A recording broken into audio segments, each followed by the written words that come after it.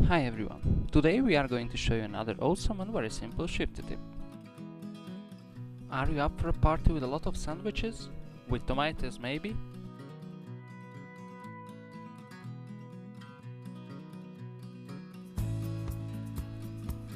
Cutting tomatoes in half could be tricky. You can easily cover your kitchen with tomato juice.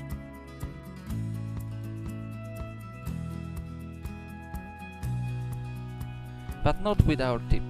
You just need 2 plates beside the knife. Put the tomatoes into the first plate and cover them with the second.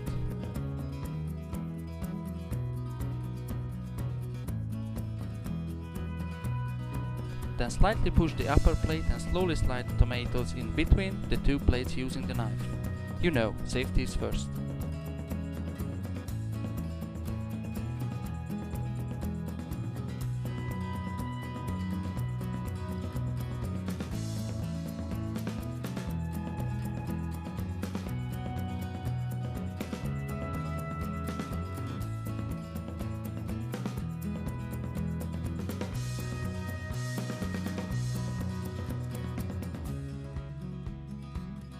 That's the shifty way.